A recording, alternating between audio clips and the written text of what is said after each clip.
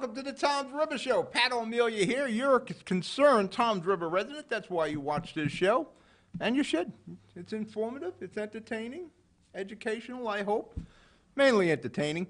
If you need to get in touch with me, if you have a situation here at Tom's River, Ocean County, go to my website, HMGTV Shows. You can send me an email. You can watch all our shows are archived there. We can help you county, municipally, and consumer-wise. We're going to break for commercial, and we'll be right back. Burns Brothers Memorials, Monuments, and Markers, 787 Tunley Avenue, Jersey City. Hudson County's only monument maker, serving all faiths and cemeteries. Design, studio, and launch inventory on site. Cemetery inscriptions and custom orders welcome. Burns Brothers Memorials, Monuments, and Markers, 787 Tunley Avenue, just south of Secaucus Road. Craftsmanship that will last for all eternity.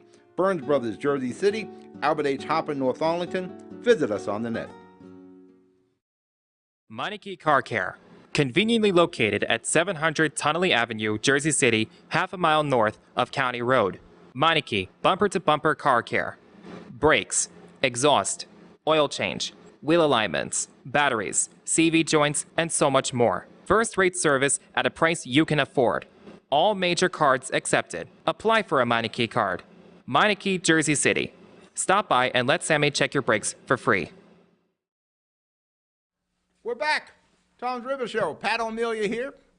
You remember yourself. You're the concerned Tom's River resident. That's why you watch the show. That's why I do the show. You can tweet me, Babes, Seaside Heights. We filmed the show here at the Ready to Roll Studios in Seaside Heights. Babes Coffee. Good deli. Get everything in that deli. I don't care what you need. They got it in there. If you want a sandwich, got it. Coffee, got it. Tay chips, got it. Lottery, got it. Can of soup, got it. Not bad coffee either. Well, let's start with sad news, sad things. Bad news is the high school shooting in Florida. 17 children dead, 20 injured. But I think that's it. The dead is, the ones who were shot, who were injured, they're all going to recover now. This is the 18th school shooting since beginning of the year. Because I'm shooting this in the middle of February, and we already have 18. That's like one shooting every 2.5 days. What's causing this? Now, keep in mind, there have been guns all through our history of the United States. It was probably easier to get guns in the old days. I remember in my younger years, you could buy guns in a bar. I'm not kidding you. You wanted to get a 38, a 9mm, $400 or $500, you got it. And then years later, you started getting what they call the Saturday night specials, like $50 gun. They were always around. It isn't something new. And what happened in Florida recently, those were legally purchased guns. Now, it comes down, everybody's talking about gun control. We got to control the guns. We got to outlaw guns. Guns have been part of our history. It's the Second Amendment. I don't think the average Joe needs an AR-15, an assault weapon. People say for hunting or target practice. But I agree, you should be allowed to arm yourself. You should be allowed to defend your home and your family. Now, do you need an assault weapon for that? You know, maybe the person's not good with a gun. Yeah, maybe that's the reasoning. But I think we concentrate too much on the weapon than the person. I think we need to concentrate more on the person. I don't want to have all the anti-gun people emailing me. I'm not against guns. I'll admit, I don't think we need assault weapons, but that's neither for me to decide. Need smarter people than that. But I think you have the right. And I don't think your rights should be changed because someone perverted a right or someone misused a right.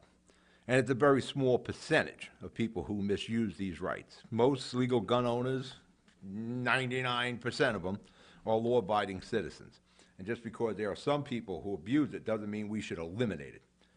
Now, going back, concentrate on the weapon or the person. Maybe we start concentrating on the person more, because every one of these people, they're clues. Now, again, because of the age of the individuals, it's kind of dismissed, I guess. Now, the FBI, with the Cruz kid in Florida, there were actual reports. There's going to be an investigation as to why they didn't follow up on these clues. But if you're the FBI, you probably get a lot of tips every day down there, so it's probably hard to follow up on everything. There probably should be a mechanism in place where if the FBI doesn't follow up on it, it's given to the local authorities. There needs to be some sort of a change, but I think it's more of concentrating on the person than the weapon. I think right now we have to worry about copycat. I think reason we have 18 of these now is copycat. And like I said, these type of shooters always leave some sort of clue. They're, especially now in the world of social media. Short of profiling and surveillance on Americans, and again, you have those pesky civil rights. You're entitled to your rights. I'm not sure what we should do, but I think we have to pay attention to individuals that are reported. If somebody's on YouTube saying they want to become a professional school shooter, somebody who has numerous run-ins with the law, like the Cruz kid's case, the police were at his house like 30 times, somebody who's putting up videos about having guns or owning guns, and when other students report these individuals, I think we have to heed that. Now, this kid was kicked out of school. He was out of the high school that he went back and shot up. He wasn't allowed when he was attending to bring a backpack because he had bullets in there. There are a lot of clues and a lot of signs, but then again, you got those pesky civil rights. I don't know how we get around this because people, they're entitled for freedom of speech. They're entitled to a lot of freedoms here. But those freedoms start to trample on other people's freedoms, and in this case, other people's lives. Outside of having schools in a lockdown, where it becomes almost a jail environment, I'm not sure what we should do. But I think we need to heed these postings and these rants from these individuals, and known to the mental health community too, that the Cruz kid had issues. Someone like this has to go to the top of the list. And I know we can't violate the civil rights, but when somebody is leaving all these clues and these announcements that they want to do these things, they have to go to the top of the list. We don't want to turn our schools into jails. You want high school to be one of the greatest times of an individual's life. Not lockdown, not bars on the windows, not armed security guards walking the halls. It's not prison, it's high school. But we have to heed the warnings. We're going to break for commercial. You're watching the Tom Driver Show. I'll be right back. Pen and Pencil Properties, Jersey City. Shaping the workplace with state-of-the-art office spaces that address your company desires. Building residences that define your home environment. Adjacent to all modes of transportation with on-site parking available. The right address, the right lease. Call 201-521-9000 or visit online at penandpencilproperties.com. Pen and Pencil Properties, building Jersey City for everyone.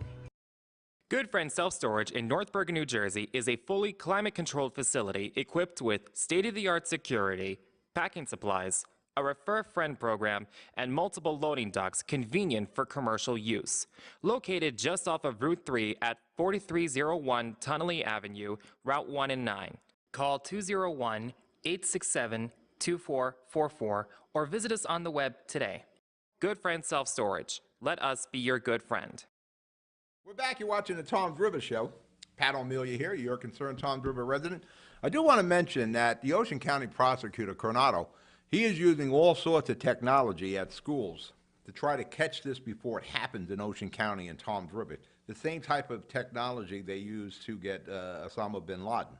So your Ocean County prosecutor is usually ahead of the curve, whether it's on the war on opioids or school attacks, school drills. And, you know, there was something that's happened in Mattawan before we got on air today. Some young kid made some rantings and immediately attacked. Yeah, they immediately went to the kid.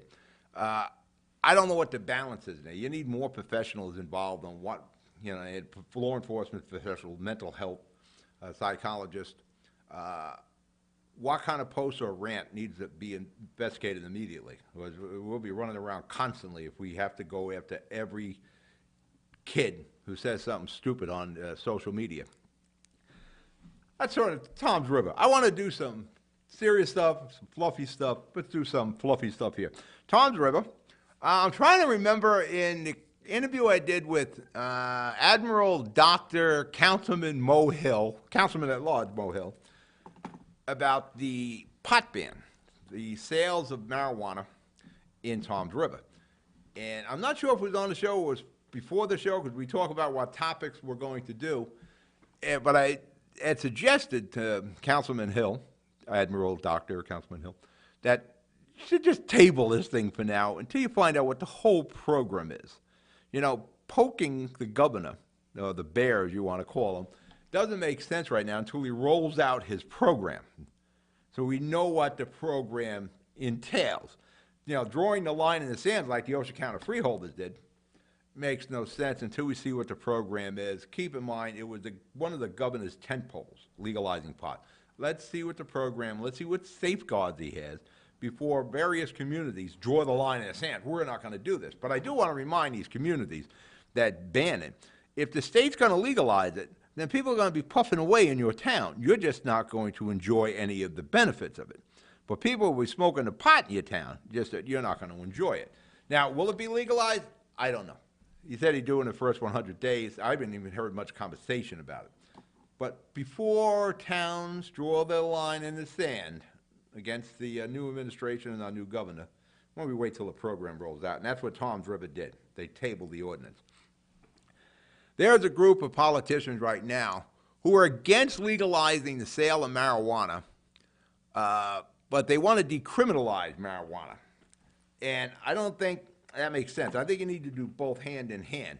But we do have to look at, if we legalize the sale of marijuana, what do you do with people who are in jail right now who have police records for sales, and within a year to 2 years, since this person was busted and he did 6 months, we're going to legalize it? How do we go back and try to fix that? I'm not saying we go back 10 years, but at least in the last year or so, we should go back and see what we can do to expunge somebody's record for something we threw them in jail for. Now it's going to be legal.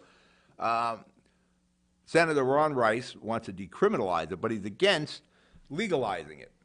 I don't think you can have both. Now, we're going to decriminalize it, let's legalize it. We're going to decriminalize it and not reap any benefits. It makes no sense to me, because then it just helps the illegal sales of marijuana. You know, now that is, nobody's going to be worried about buying a nickel or a dime bag or having an ounce of pot on them if it's decriminalized. If we're going to decriminalize it, then we should legalize it. Or we just forget it and just leave it, stand where it is.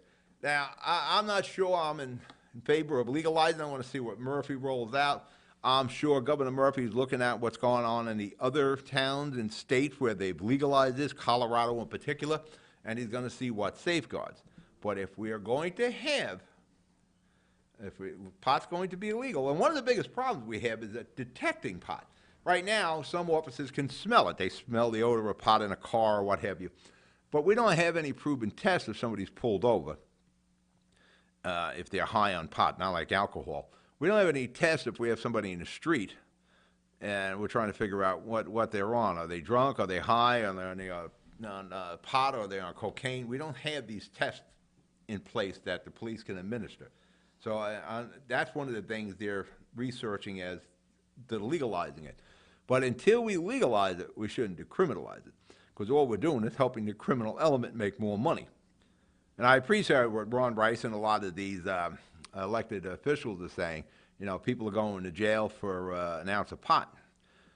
They're going to jail because they have an ounce of what is considered illegal here in New Jersey right now, and actually considered illegal in the United States. It's still a federal law. They know they're buying that pot, and they know they're breaking the law. So it isn't like we're jumping out from behind and say, "Ah, gotcha, you." No, they know up front that they're breaking law. But if we were to decriminalize it, you know, the pot trade would be doing handstands. Nobody would be going to jail. You're not getting any tax revenue. The pot guy, the weed guy, he's making good money and he has nothing to worry about, as long as he sells in small quantities. Yeah, I don't know how many people are going to go buy a pound of the stuff, but for the most point, again, if they still sell it nickel and dime bags, that's what people are buying. So until we legalize, we don't decriminalize. We're going to be right back. Newport, the luxury waterfront community on the Hudson River, offers the quality of life you deserve in 10 high-rise rental towers with amenities such as the on-site Newport Path subway, light rail and ferry service, Newport Town Square, 3 playgrounds, dog run, upscale restaurants, Retail giants like Sears, JCPenney, Macy's, and Target. Morton Williams Supermarket is just outside your front door. A health and fitness club, spa, skating rink, and medical facilities are also on site. NewportNJ.com. Enjoy the New York skyline from Newport Town Square. Manhattan is just one path stop away or quick ride through the Holland Tunnel. Nursery and private elementary schools all on site. 12-screen movie theater at the Newport Center Mall. Want to visit Newport? Stay at the Westin or Marriott Hotel. Go to NewportNJ.com for details. Newport has luxurious towers, great restaurants, shopping, New York skyline views, schools, playgrounds, a marina and yacht club, gym, spa, fine wine, fine living. It's incredible. It's you. NewportNJ.com. Newport, live like you want. We're back. You're watching the Tom's River Show. Pat O'Melia here. You a concerned Tom's River resident. What do you watch? Watching us Saturdays and Mondays. And, of course, you can watch us on our streaming service. Download livestream.com. Download the app. You can watch it on your smartphone, your tablet. We're working on what we're calling a Seaside Splash right now. We're going to tell you everything that's going on in Seaside Heights, and you'll see it on your smartphone. You say, should I go to Seaside today? I'm going to tell you what you can do, what the weather is, what the sand temperature is, when the high tide, what the wind is. I'm going to give you all the details of a day in Seaside and a look into the next day so you can plan. But speaking of planning, if you intend on taking New Jersey Transit, our governor, one of the tent poles, legalizing pot, other tent pole was New Jersey Transit. And he's right. New Jersey Transit is turning into a real embarrassment here. No matter what happens in New Jersey Transit, they do everything backwards. But, I really blame the politicals for the problems with New Jersey Transit. They put a lot of demands on New Jersey Transit, the politicians. And that's one of the things Governor Murphy's going to have to figure out. What Governor Murphy has done with New Jersey Transit, one of his first steps, is adding more trains to New Jersey Transit. You can add some. You can't go too crazy because platforms are only so big. But he's added 20 trains that were taken out of service to be retrofitted, or fitted, whichever, with the positive track control, which will cut down on some accidents. It'll automatically break the speed when they're going to curbs, or like what happened in Hoboken a couple of years ago, it'll automatically stop it as it comes into the train station. And he leased another 20 trains, passenger cars. So you put 40 more cars on the lines. So that'll reduce some of the overcrowding. He's also reviewing inventory. What New Jersey Transit uses right now, most businesses do, even your supermarkets are doing this now, just-in-time inventory. They're figuring just when you need that can of Campbell's chicken noodle soup is when I'm going to have it on the shelf. The days of having a bunch of inventory in the back are over. Because inventory sitting in the back is money sitting in the back, so nobody wants to do that anymore. But Governor Murphy is talking with the vendors as to keeping more parts on the shelves for when New Jersey Transit needs it. New Jersey Transit also doesn't want these parts sitting on their shelves. Again, it's money sitting on a shelf. So the less money you have sitting on a shelf, the better off you are. But the governor may have to work something where they do some sub-financing of inventory, whatever they need to do with the vendors, that the vendors have the parts that New Jersey Transit needs at a moment's notice. Wise move. Just-in-time inventory, I'm not sure if that works the best, but it's a matter of finances these days. One of the things he has not addressed is personnel and employees. One of the things New Jersey Transit is woefully low on are mechanics, train mechanics, bus mechanics.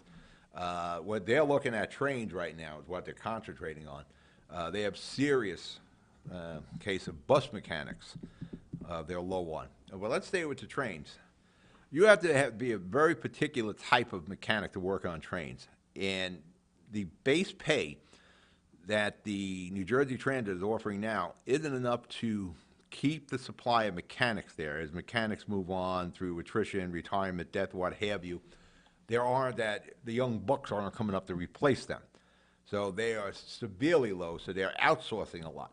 So outsourcing, a couple of things. First off, you lose control of the timetable of the repair. Two, if this person is making money on your repairs, then you can save money on your repairs. If he can turn a profit, then you can do a better job.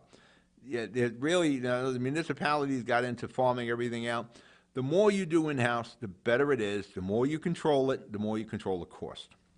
The other thing Governor Murphy's got to look at is value capture financing. I host a Jersey City show. I'm from Jersey City, you know, the gene pool where everybody from Tom's River came from. We have a situation with the light rail. The New Jersey Transit light rail swims in red ink. The train should be red. It swims in red ink. But everywhere the light rail goes, development blooms. Now, what Governor Murphy's got to look at, whether it's train stations, new transit, light rail, buses, whatever, when New Jersey extends into an area where redevelopment starts to occur, Jersey City, we have the Honeywell site where Roosevelt Stadium was, at Great Eastern. Honeywell cleaned up the site. Now it's going to be development. They want to run the light rail into the site because it will help the development. What needs to be done, if development is going to sprout up along the light rail, then that development should pay for the light rail instead of you paying for that. 75% of the new tax revenue that comes out of a development should go toward New Jersey Transit to pay down their bonds. And when those bonds are paid, then the municipalities can share in those revenues. But right now, as New Jersey Transit bonds, and they're talking about tunnels and moving the light rail into Bergen County. It is the Hudson-Bergen light rail. Closest got to Bergen was North Bergen. You're paying for that. And the more that NJ Transit swims in red ink, you're paying for that, the taxpayers in New Jersey, which is one of the reasons your property taxes. If development grows along the lines that New Jersey Transit sets up, then development should pay for New Jersey Transit. All right, we're going to break for commercial. We'll be right back. Rama Jewelers, located in the Lyndhurst Shopping Center at 413 Valley Brook Avenue, Lyndhurst. Come for all your jeweler needs at Rama Jewelers, where you will find a fine selection of necklaces, earrings, rings, and bracelets. Choose from one of our complete sets, our many signature items, or find the perfect engagement ring. Come on down. That's Rama Jewelers at 413 Valley Brook Ave, Lyndhurst. Call 201-939-5784 or visit us online today. The Jersey City Medical Center. You know it for its award-winning life-saving ambulance service. It's also your health hub, with health and wellness locations staffed with certified professionals all through Hudson County. The Jersey City Medical Center, here to help you with your healthy, here when you need us the most. The Jersey City Medical Center. Visit us on the net to learn more. Jersey City Medical Center, Robert Wood Johnson, Barnabas Health Facility. Let's be healthy together. We're back. You're watching the Tom's River Show. Pat O'Melia here. You there. That's why we do the show. Getting back to New Jersey Transit, and again, you pay for New Jersey Transit, and you think you're just paying it with the fare. No. That's even if you take New Jersey Transit. You pay for New Jersey Transit through everything you pay to the state of New Jersey. They're getting underwritten by the state, and that's through your property taxes. Going back to Jersey City again, the Newport section of Jersey City, downtown Jersey City, there is a ton of development that has occurred. And a lot of that, they credit towards the light rail. Now, people have made millions on that development, big bucks. You, the taxpayer in New Jersey and New Jersey Transit, no. Because New Jersey Transit doesn't even have the proper fares. Again, talking strictly with the light rail. They don't have the proper fares because people complain when the fares go up. If New Jersey charged what the light rail, New Jersey Transit charged what the light rail really costs, it would be exorbitant. One of the things the light rail may want to do to cut down expense is to actually make sure people buy a ticket. Because I understand a good 70% of those people in light rail, they didn't buy a ticket. They got an old ticket or no ticket. But that's a whole other situation. As the light rail goes through Jersey City, development high-rises sprout up, and yet New Jersey Transit is in the red. Those people with those high-rises are making buku bucks. But New Jersey Transit's in the red, and it's underwritten by you. So until that New Jersey Transit runs a line for the light rail or a bus or a train, whatever it is, until those bonds are paid off, the development that occurs around there should go towards those bonds. Why should these individuals make a ton of money on New Jersey Transit and that light rail? You're paying for that. You underwrite New Jersey Transit, whether it's either New Jersey Transit trains, the buses, or the light rail. And wherever New Jersey Transit extends, and this is what the developers say, and politicians, one of the reasons they say, oh, we want to extend this out, there'll be more development, more people move in, then those developments should be paying the bonds down on the light rail or on the trains. And it seems to make a lot of sense to me. Will Governor Murphy jump on that? I don't know. I would, instead of having you pay for it. Because the way it is right now, New Jersey Transit, they swim in red ink. And what happens, this happens in Jersey City. In Jersey City, we used to have jobs. We don't have jobs anymore. We took all industrial sites, we made condominiums and residential, so there's no jobs attached. So the people in the old days who took buses, they don't have any jobs to go to, so they don't take buses anymore. So the private industry, the whatever private bus concerns, discontinued the bus lines. You know, years ago, if you remember, when you lived in Jersey City, you had Central Avenue bus, the Garfield bus, the Boulevard bus. We had buses everywhere. You could go literally anywhere by bus in Jersey City in the old days. There are very few buses now, and the ones that are left are run by New Jersey Transit or these jitney vans that you take your life in your hand getting on. But in the old days, you had jobs to go to. We don't have that anymore. So what happens when a private concern cut the bus line, politician would be in there, oh my God, the constituents are crying, there's no bus. New Jersey Transit, you have to extend the bus or put a bus line in here. And that bus line isn't making any money, but they still need the underwriting from the state, so they need the politicians happy, so they run these money-losing routes. And again, who pays for it? You do. You're in, you know, Tom's River somewhere, or Lavalette, and you're paying for a bus route somewhere in Bayonne. And that's not right. Let's go a little Tom's River before we run out of show. Route 37. Yeah, that's like the Appalachian Trail here for Tom's River. It is in horrible shape. Potholes strewed. No matter what lane you're in, there are potholes. The potholes, and I was down here last week, the potholes they filled last week are back.